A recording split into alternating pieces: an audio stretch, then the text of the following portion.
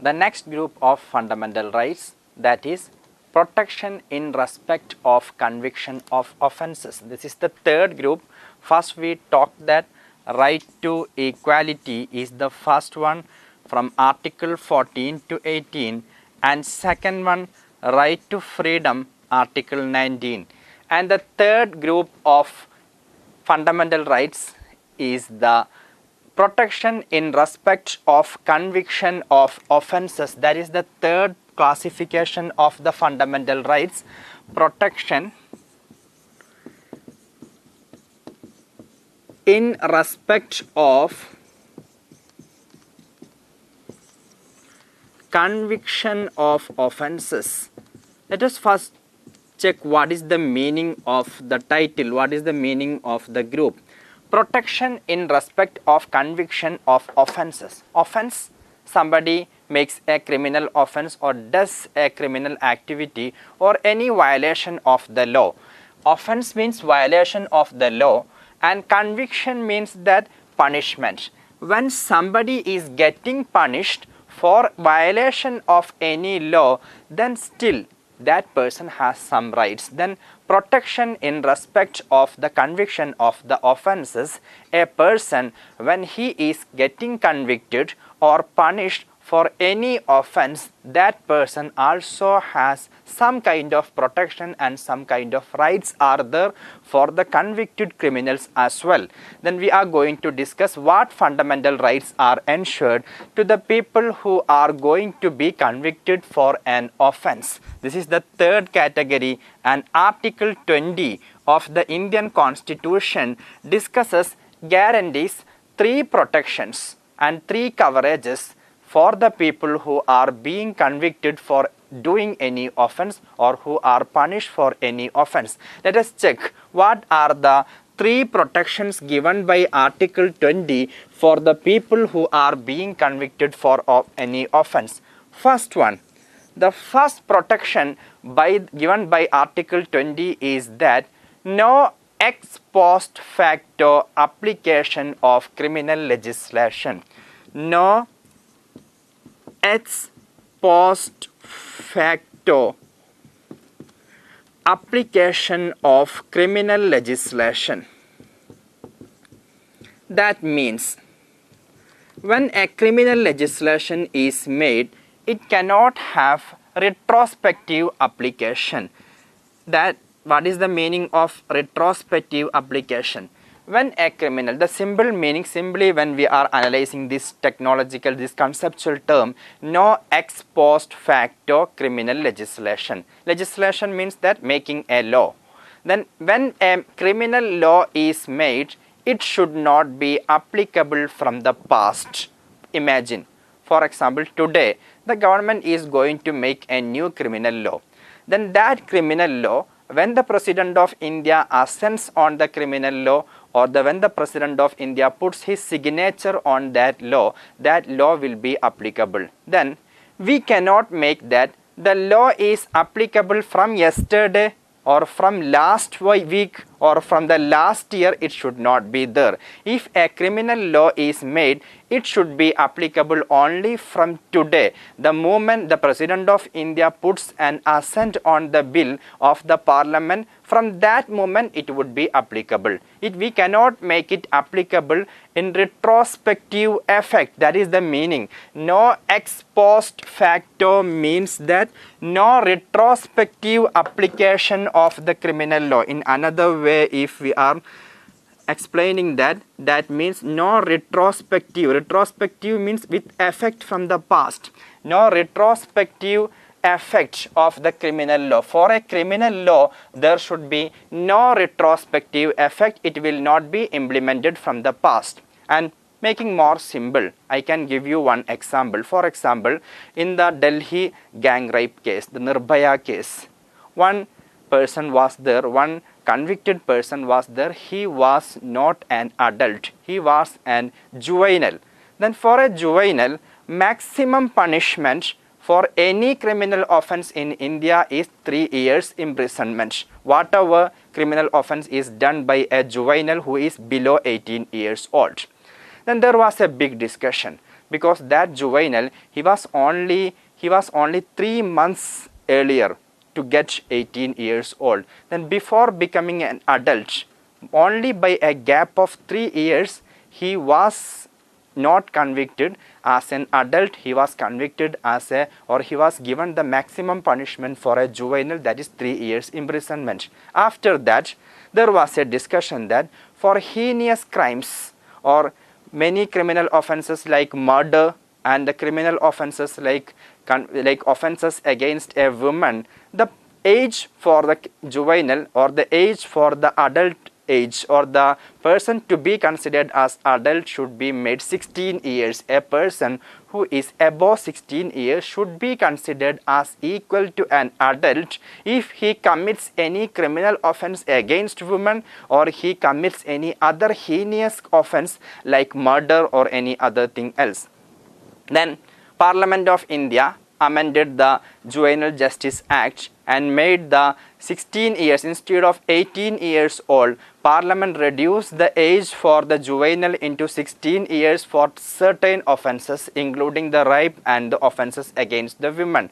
But when this particular person, juvenile, when he committed the offense, the law was that all the people who are below 18 would be considered as a juvenile. But after committing an offense, from that particular person, the law has changed that all those who are above 16 would be considered as an adult and not as a juvenile if he commits any heinous crime like murder or any offense against women. But the law tells that a person can be punished, a person can be convicted only on the basis of the law which was existing at the time of the criminal offense he has done. And any law which was newly formed, it will not be applicable to this person. The new law will be applicable only to the persons who are committing the offense after the implementation of the law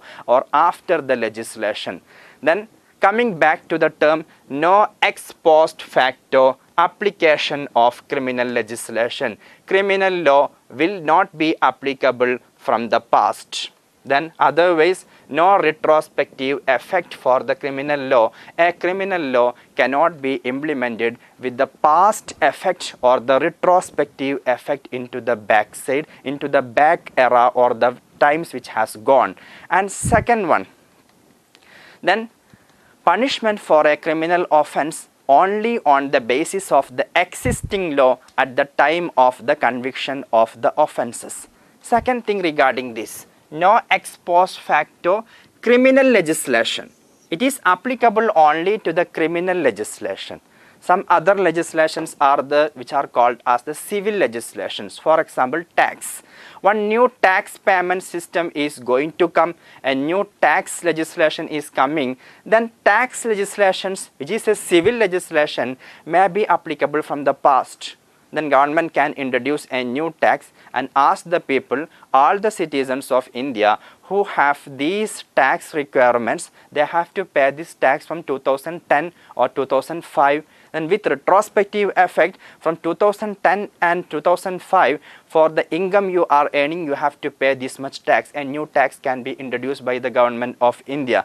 Then tax loss reservation. Government can tell that we are going to give reservation to a new community, to any particular community, or we are going to include this particular community in the other backward community with effect from 2010.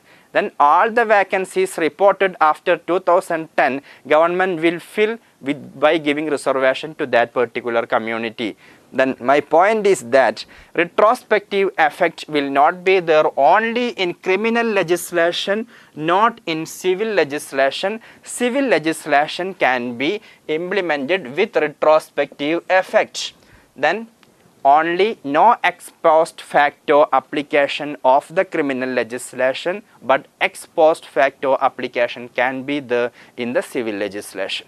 Now the second protection in respect of the conviction of offences. We already discussed that Article 20 gives 3 protections when a person is getting punished for an offence.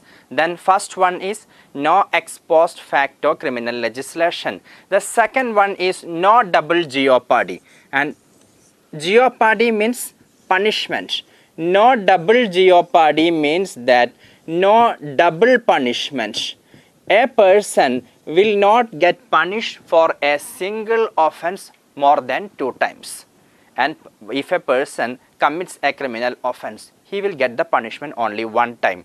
That the court gives a verdict, final verdict, that for this particular offence, the person has to be convicted for 7 years imprisonment. Then after finishing the 7 years imprisonment, he is free. The government, another court cannot give that you have to go for another 7 years. Then for one offence, if a person commits a single offence, only one punishment would be there, that is the final. And the other group, if they are unsatisfied with the punishment, they can move to the higher court. The point is that in a single offence, altogether, whatever is the maximum punishment, he has to go through that maximum punishment only 1 time. 2 times no person can be punished for a single offence. If he repeats the offence, then second punishment may be there.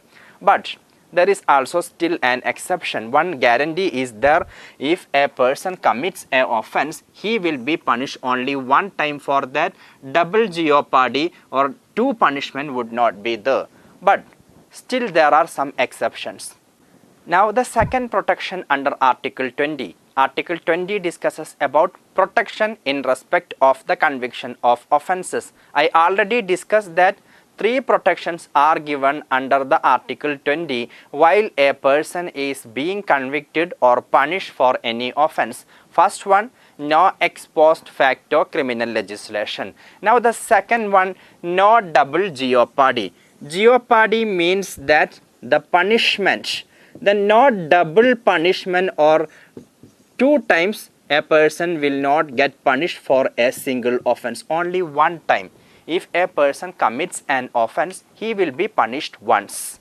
And if the Supreme Court of India gives a final judgment that for this particular offence, the person is convicted for 7 years imprisonment, then he has to go only through 7 years imprisonment. Sometimes you may find in some cases, when the case reaches into the Supreme Court, the person is already in jail for 7 years. Then finally, after 7 years of the imprisonment in a jail, the case finally reaches into the Supreme Court. Then Supreme Court gives a judgment, the maximum punishment for this offence this person has to suffer is 7 years imprisonment. Then he does not need to go again 7 years in the jail. He will be released immediately because the punishment he has already taken. He has already undergone the punishment. That is why the Constitution guarantees, or the fundamental rights under Article 20 guarantees, that no person would be punished more than 1 time for a single offence. The maximum punishment is 1 time, 2 times punishment would not be there.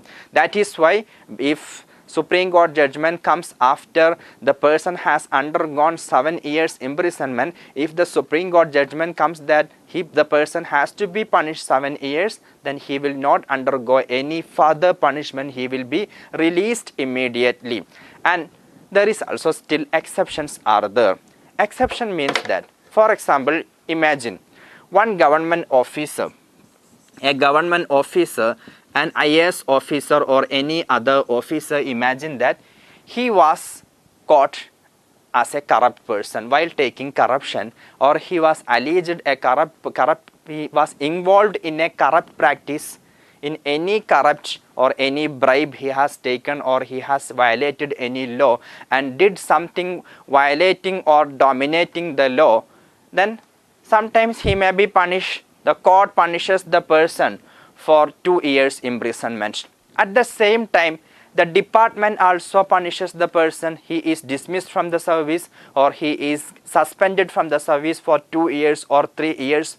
Whether it would be counted as a double jeopardy, then for a single offence or taking a corruption or receiving a bribe, a government officer is one punished for 2 years imprisonment, by the court of law, and another one, his department gives another punishment, that 3 years suspension.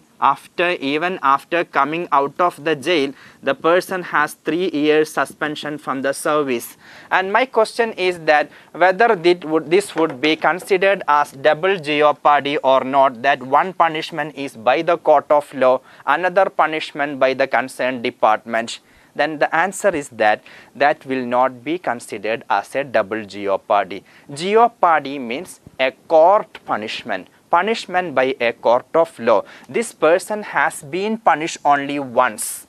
Second one is a disciplinary action. It is not a punishment. A departmental action or an action by a government department to a officer of the concerned department who commits an offense cannot be considered as a jeopardy, cannot be considered as a punishment. It is only a disciplinary action. Then disciplinary action of the department is not considered as a jeopardy or punishment. That is why it will not be counted as a jeopardy. Only judicial action is called as jeopardy. Then single jeopardy is still here, not double jeopardy. Now the third protection under Article 20, while a person is being convicted for an offense, the third one is that no self-incrimination. Self-incrimination means that somebody declaring himself as a criminal. No self-incrimination. Nobody in India would be forced to declare himself as a criminal. That is, it is guaranteed that a person cannot be arrested by the police, and police is using some atrocities on the person, beating the person and making some attacks on the person and forcing him to tell that you have done the criminal offense. Or court of law asking the person whether you have done the criminal offense or not, and forcing the person, you tell either you have done the criminal offense or not. Then the person has the authority to keep mum and stand silent in front of everybody.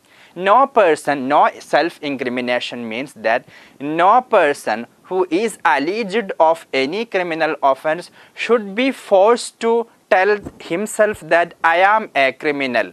That should not be there, because it will be misused by the law enforcing authorities or the law and order authorities. It will give a motivation to the police that let us make the person tell that I have done the offense, convince that the person he himself takes the responsibility and tells that I have done this offense. It may promote atrocities or attacks from the law enforcing authorities to force a person to explain, to tell that he is the criminal and to declare himself as a criminal. That is called as the self-incrimination. That is why in India no person can be forced to be a witness against himself in any offense and declare himself that I have done this criminal offense. Then how it will be proved?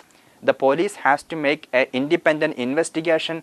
They can use the evidences, they can use the other witnesses and produce in front of the court these evidences we have. That is why this person is the criminal and he has done this, committed this criminal offense. Please give adequate punishment to that person. Other than this, if the police argues in the court, he has consented in front of us, he has declared himself in front of us that he has done the criminal offense, it will not be considered by the court of law as a evidence in India, because that consent or that person declaring himself can be manipulated by the law enforcing authorities by making some atrocities or attacks on the person. That is why in India it is not considered as an evidence, because the fundamental right ensures that no person should be forced to incriminate himself or declare himself as a criminal. But here also some exceptions are there. Self-incrimination means that declaring as a criminal, I am declaring, or any other person declaring himself as a criminal, that is not forced. But sometimes some evidence collection methods may be used on the same person. For example, compulsory production of the material objects. that is an exception, production of material object. A person is a thief. Imagine that a person is a thief. He has made the theft of some valuable material objects. He has made a theft of the gold from a house, or he has made a theft of some diamonds from a bank locker, then or money from the investment from the secure places of any person. Somebody has stolen some money. Then there is proof. For example, CCTV camera proof is there.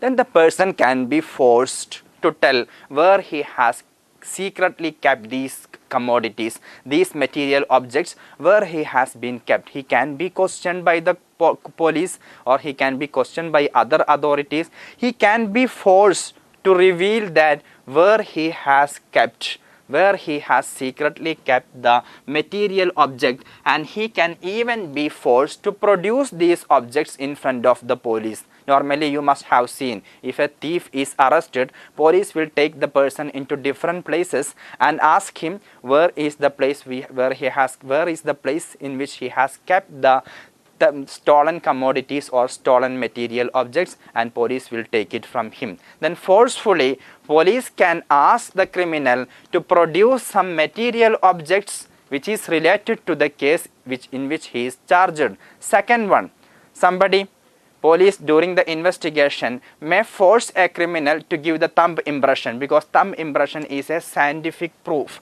or a scientific evidence. Then the criminal can be forced to produce,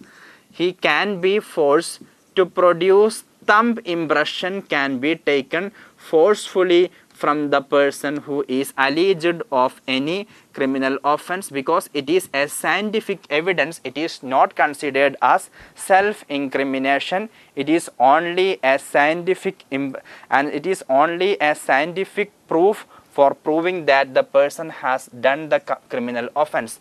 Third one, sometimes the police may be in need of the signature of the person. Then police can forcefully take the signature of the person to verify. Imagine that it is a fraud.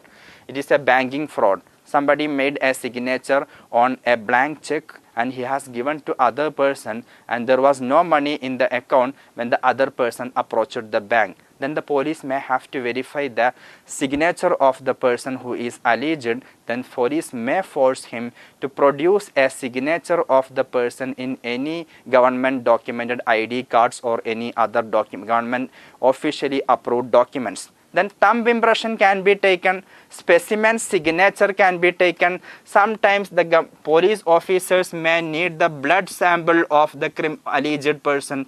Then blood sample can also be taken. Sometimes DNA test would be done. Then many other tests may be done to verify whether the same person is, the person who committed the offense is same, and the person who is arrested is also same. Sometimes at the spot of a criminal offense, somebody did a criminal offense at a particular place.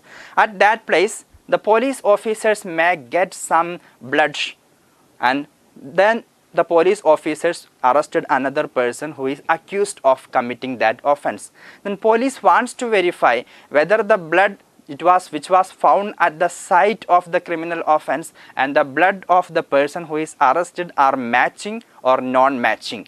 Then for that purpose, the police officers may force an arrested alleged criminal person, a person alleged of a criminal offense, to produce his or to give his sample blood for verifying whether he is the criminal or he is not the criminal. Then no self-incrimination. Incrimination means that forcing a person to declare himself as a criminal offense. It does not include asking him to produce the material objects related to the alleged case, or it does not include taking forcefully the thumb impression of the person, or the blood sample of the person, or the specimen signature of the person will not include that. And next is one more thing, compulsory exhibition of the body. Sometimes police officers, if they arrest a person, they may ask him, you show your body to us, we want to verify something about that. Because if he is alleged of an offense, for example, a person is alleged of a murder, then the person who murdered will obviously defend. Then during the fight between these two people, there may be some injuries on the body of the person who is alleged of the murder.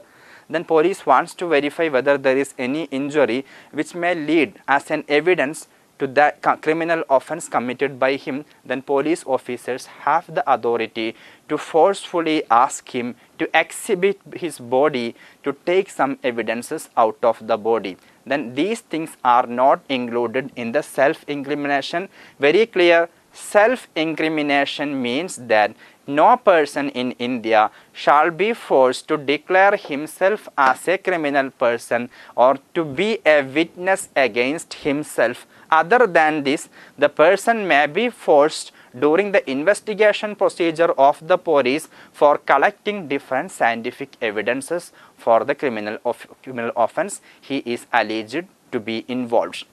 So far, we have discussed three categories of the fundamental rights. One is Article 14 to 18, that is right to equality, and second one is right to freedom, which is mentioned in Article 19, and third one is right protection in respect of conviction of offences. Simply we can call it as some protections. So protection in respect of conviction of offences, that is Article 20. Now we are moving to the fourth category of the fundamental rights, that is right to life and personal liberty, or protection of life and personal liberty. That is the fourth category of the fundamental rights.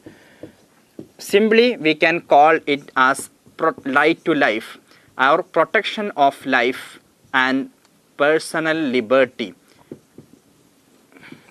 Liberty means freedom. Personal liberty, everybody has the individual liberty that is ensured, or individual freedom is ensured by the Constitution, and most importantly, protection of the life. All the citizens of India or the people who are inside the geographic territory of India, their life has to be protected. No person has the authority to take the life of a person except by a procedure established by law. If a person is accused of a criminal offense and he goes through the judicial procedure, finally when the Supreme Court gives the final verdict, he has to be executed and he has to be hanged. Only at that time the state has the authority to take the life of a person. In any other occasion, no person in India, no authority in India has the right to take the life of any citizen. Then protection of life and personal liberty, that is Article 21, discusses about the protection of life and personal liberty. But it also contains whether the life, what is the meaning of life?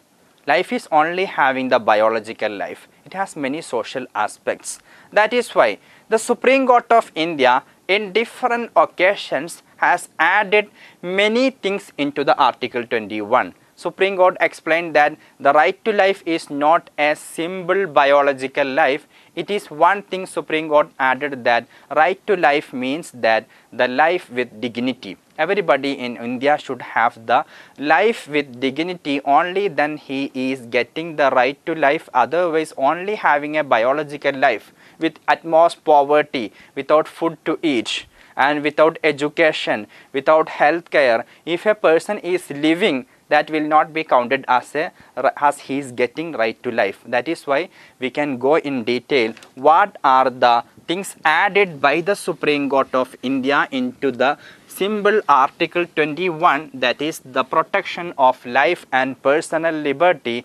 First one, the Supreme Court added that right to life means life with dignity. Then for the life with dignity, many components are there. To have a life with dignity, we should have a pollution-free water. Then second one, the Supreme Court added that right to have pollution-free water. Then if any person in India is drinking polluted water, it is the duty of the government of India to ensure that he is getting pure drinking water, and only then he is getting the Article 21 of the Constitution, which is a fundamental right. Fundamental right means that if a citizen is denied that right, it is the duty of the state to ensure. Then pollution free water and pollution free air should also be there. And if the air pollution increases too much, it is the duty of the government to ensure that all the citizens are getting pollution free air. And third one, there is as a subordinate right of the pollution free water and air, there is a right against hazardous industry. Right against hazardous industry, any industry which making hazardous effects on the life of the people, or any industry which is polluting the water or the air of any area, people have a right against this, that the industry not to be established in a area where the people are living or in a dense populated area. Then these things are the rights. And again, third one is right to livelihood, that is also added. Life means a livelihood which should also be there. What is the difference between life and livelihood? Life, everybody will have the life. Livelihood means that a means of the life, that is the source of income for a person to purchase at least the food items, and for giving the primary health care for him and his parents and his children or the dependents, and to give the primary education for him and to the other people who are dependent on him. Then right to life also, according to the Supreme Court explanation, right to life also includes the right to livelihood is also there inside the right to life.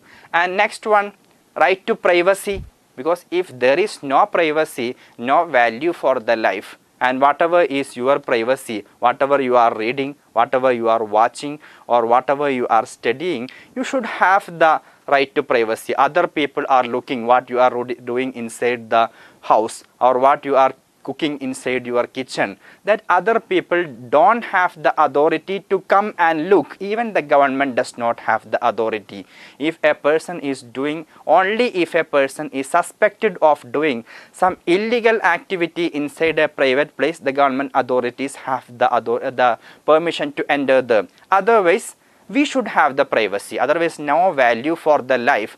All our private dealings or all our private activities, if it is monitored by the government or by the outsiders, there is no value for the life. That is why the Supreme Court, this is the last one added in 2017, the Supreme Court of India has added the right to privacy, and 9 judges bench of the Supreme Court were discussing this issue, and in 2017, and in a case related to Aadhaar, because when we are giving our private data to Aadhaar, there was a issue that sometimes it may be leaked.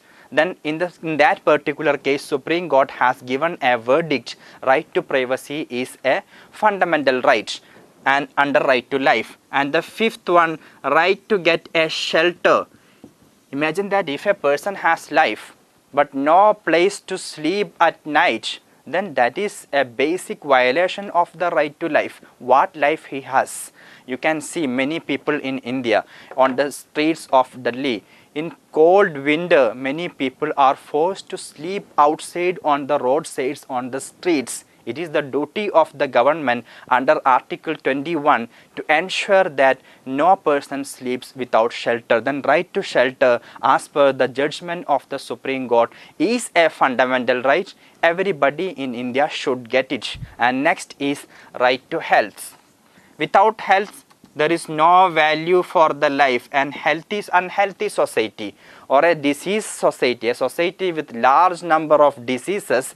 They are not living. They are almost equal to the people who are dying or already died. That is why right to health is also a fundamental right which comes under the right to life. And next is that right to travel abroad. And it is also most of the people from India, they are traveling abroad to find out a livelihood. For making money by finding out an employment or setting up a business. They want to find out the money for their survival or their dependent survival. That is why it is also a part of the life. The people are going abroad or traveling abroad. Then everybody in India, if they have the necessary documents, they should have the right to travel abroad as a part of the right to life. And next is that right against public hanging. In India, nobody should be hanged in public. During British time, there was a tradition. If a criminal is convicted or any person is convicted of an offense, and the judgment is that he has to be hanged or executed, British were doing the public hanging to make it as a warning for the other people, don't turn against us. Then in the new constitution of India, the Supreme Court believes that hanging a person in public, that is a humiliation to the person during the deaths. Then even if a person is a criminal or he has committed large number of criminal offenses, he should have then the last one is that right against public hanging. It is a part of the right to life that nobody should be hanged in public. If he has to be punished by hanging or execution, he has to be done in a secret manner inside a closed place, not in any open ground or in any open place. Now, the next fundamental right, it is Article 21A. It is also very important. It was later added by 86th Amendment Act of the Indian Constitution. The 86th Amendment Act of the Indian Constitution has added 21A as a fundamental right. It is also very crucial to life. If you analyze in an intellectual manner, Article 21A is also a part of the life. That is right to education. Without education, there is no value for the life. People can live, but they cannot enjoy the life without education. If a society is completely illiterate and they don't know even how to write or read, then what is the value of the life? Without reading, without writing something, I don't believe that there is any value for the life. Then Article 21A, it was added by the 86th Amendment Act of the Indian Constitution in 2011. It is right to education is the next fundamental right. It also comes under the category of protection of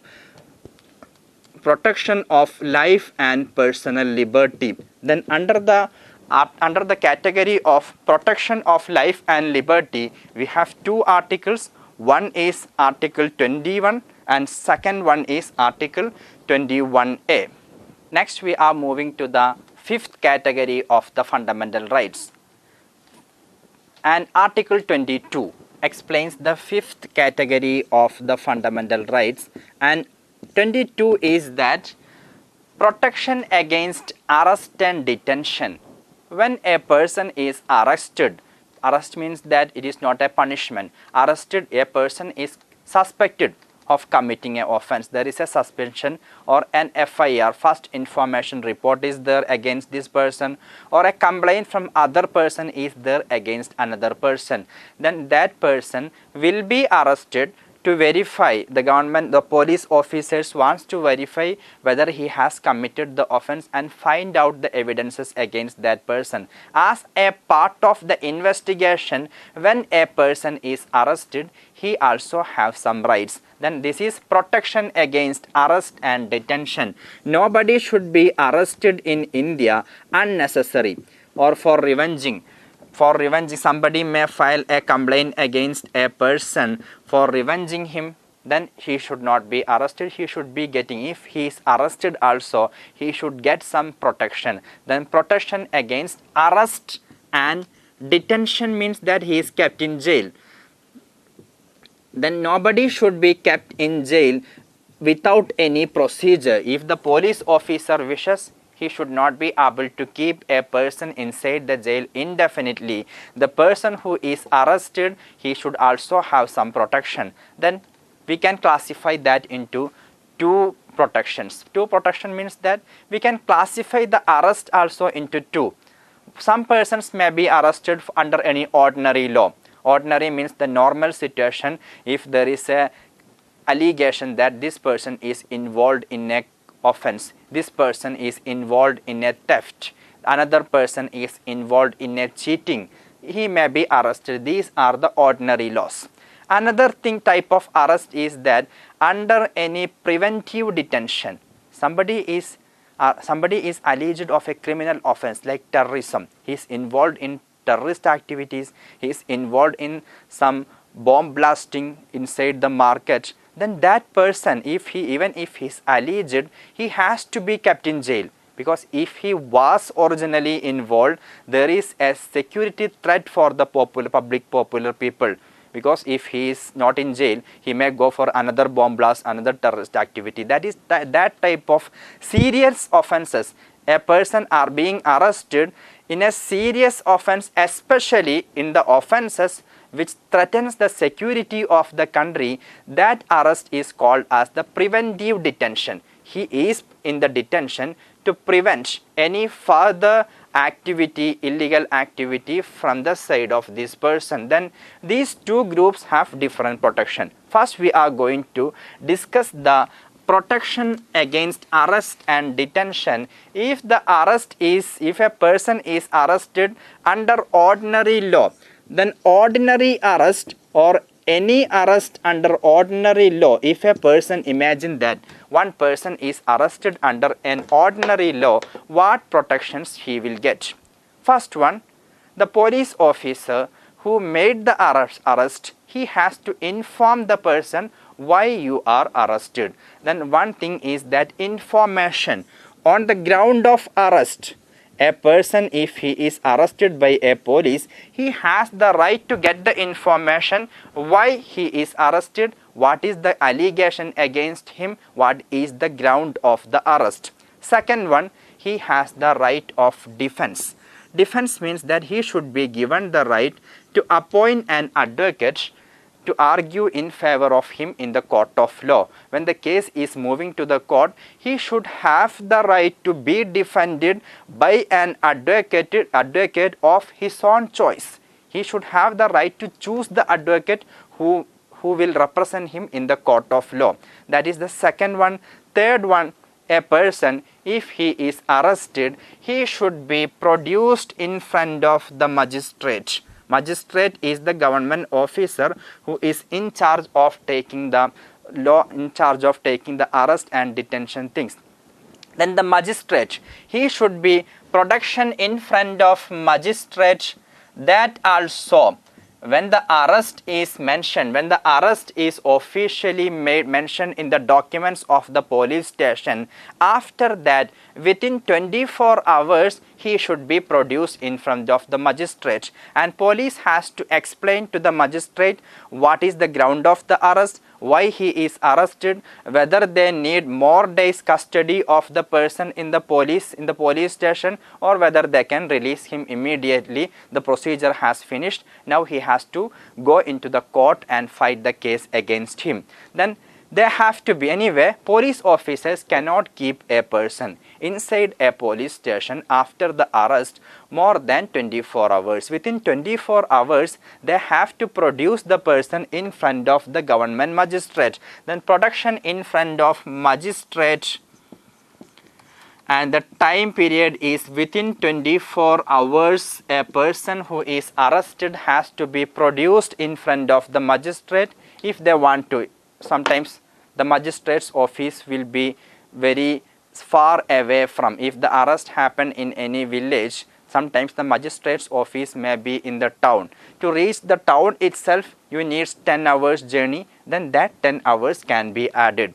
Within 24 hours, excluding the time of the journey from the police station to the magistrate's office, then he has to be produced in front of the magistrate within 24 hours. And another thing, right to be released in 24 hours. When he is produced in front of the magistrate, he has the right to be released. Imagine that he was not produced in front of the magistrate. Then the police officers have to release the person automatically after 24 hours. Imagine another thing, he was produced in front of the magistrate, then two chances are there. One thing, magistrate makes an order, there is no point in keeping this person further inside the jail, you release him, he can fight the case outside. There is no, otherwise sometimes police claims that if you release this person, he may destroy the evidences. Then magistrate may make an order that you can keep him for another 6 days, 7 days. And after 24 hours, a person cannot be kept in the jail or cannot be kept under the police custody without the permission of the magistrate. Only with the permission of the magistrate, the person can be kept in the police station after 24 hours. Then the next right is that right to be released.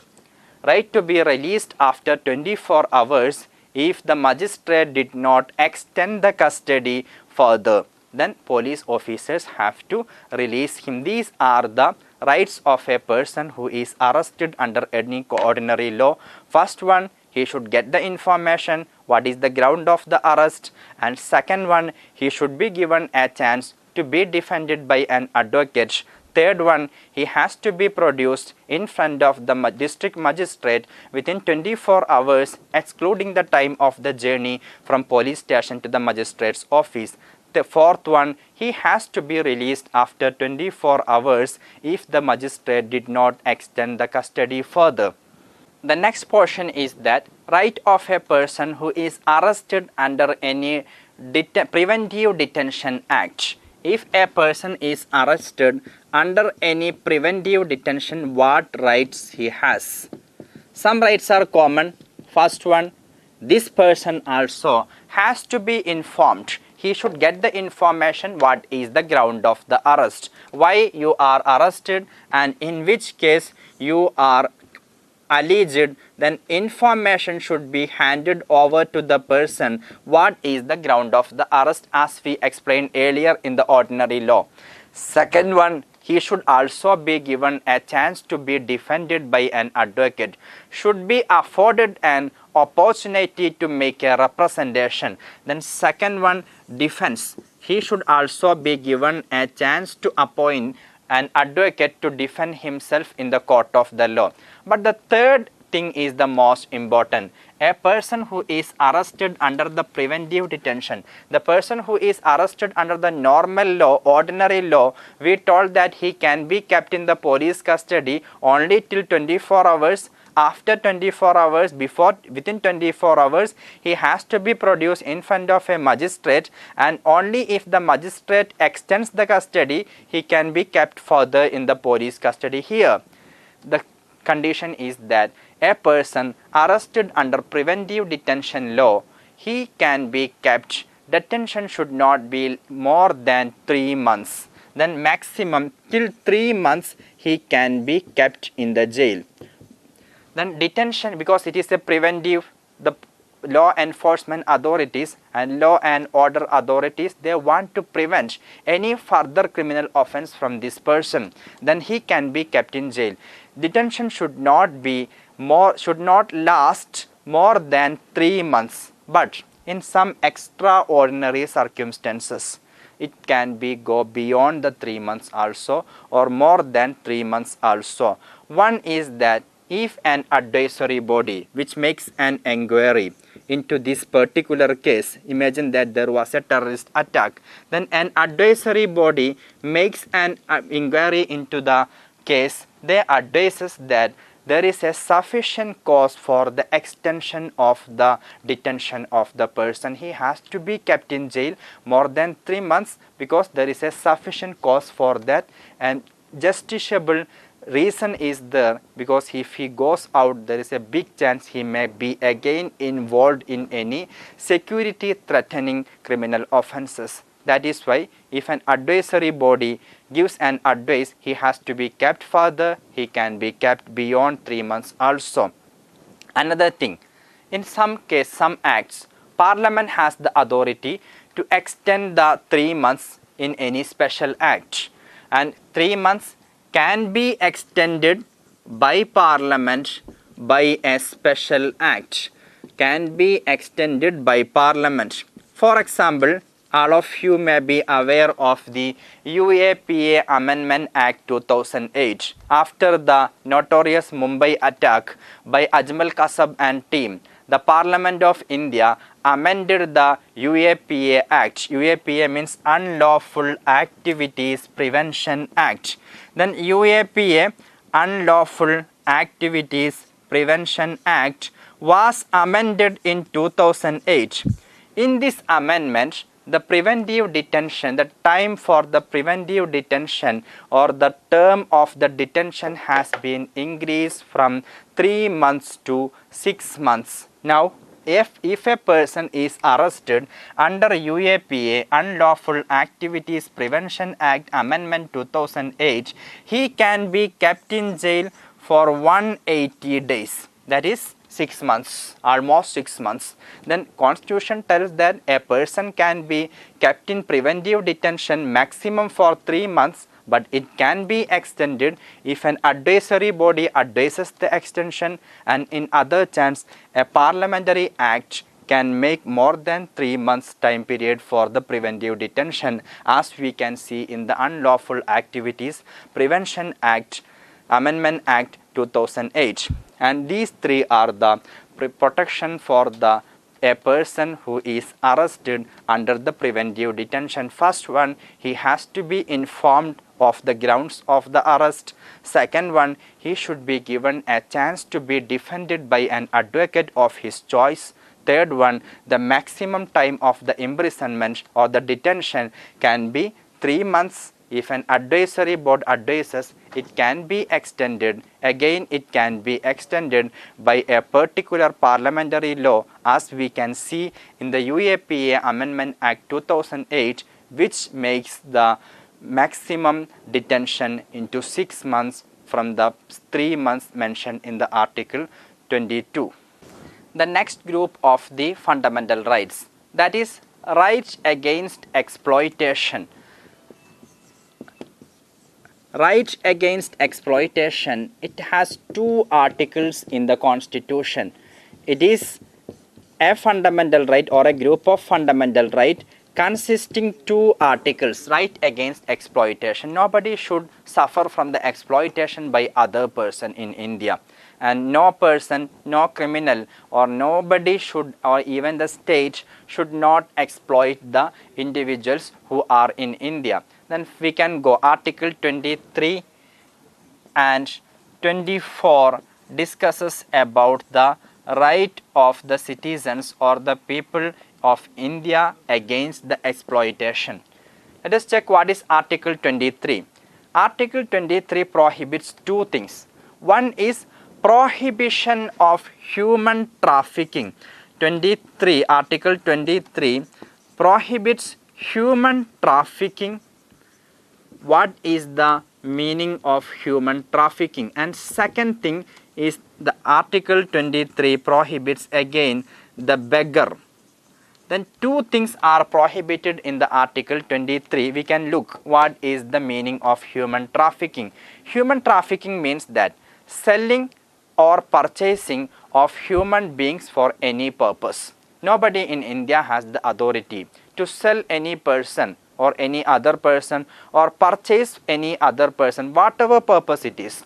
Sometimes it may be for slavery, sometimes it may be for any other human based business. Then in India, everybody has the protection that no human beings will be sold or purchased. That is the human trafficking. Then human trafficking is prohibited under Article 23. Second one is beggar.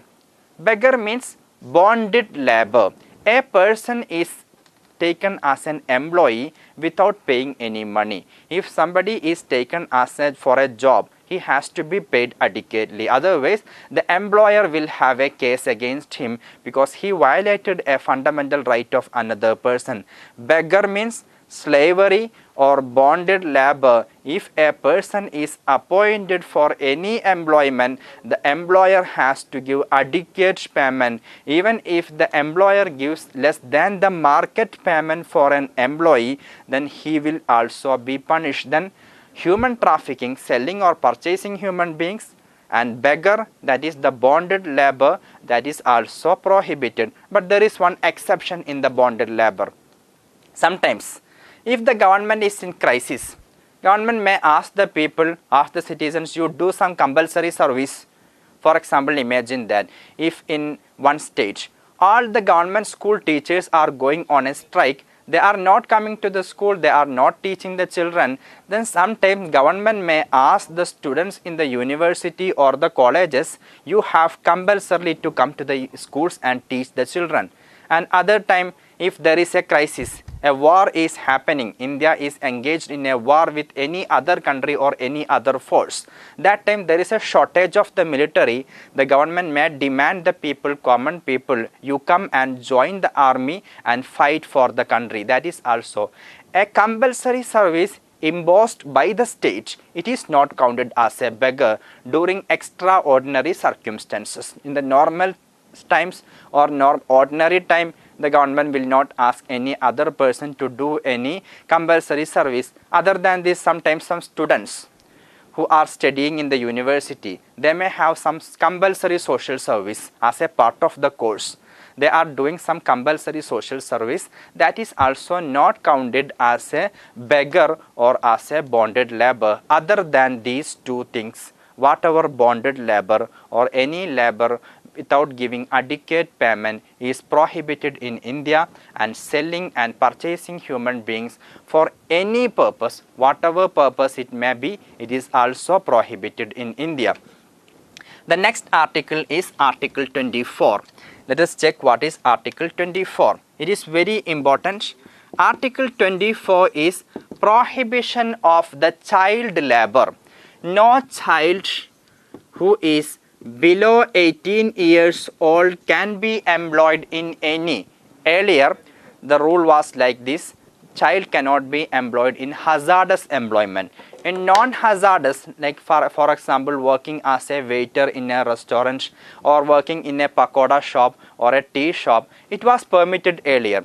But in 2016, we have made some reforms to the child labor, and that reforms prohibits the labor of a child in any item, whether it is a hazardous employment or non-hazardous employment, whether it is in a factory or if it is in an atomic reactor or even if it is in a small dhaba, that is prohibited in India under Article 24.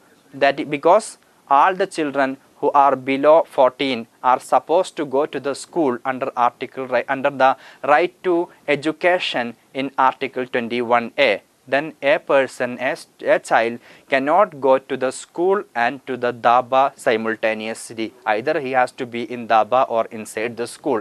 That is why education is a fundamental right in India now for all the students who are below 14 years old. That is why child labor is completely banned, whether it is in a hazardous manner, hazardous area or in a non-hazardous occupation. Both are banned now in India. There is a commission also, National Commission for Protection of the Child Rights. National Commission for Protection of the Child Rights take care of is the authority to speed up the trial. If somebody employs a child, they have to register the case and they have to take the person into the court, and they have to ensure that the person who violates Article 24 has to get adequate punishment. Now the next seventh classification or the seventh group of the fundamental rights is right to freedom of religion. Then freedom of religion is the next category of the fundamental rights. It has 4 articles starting from 25, 26, 27 and 28. Then articles 25, 26, 27 and 28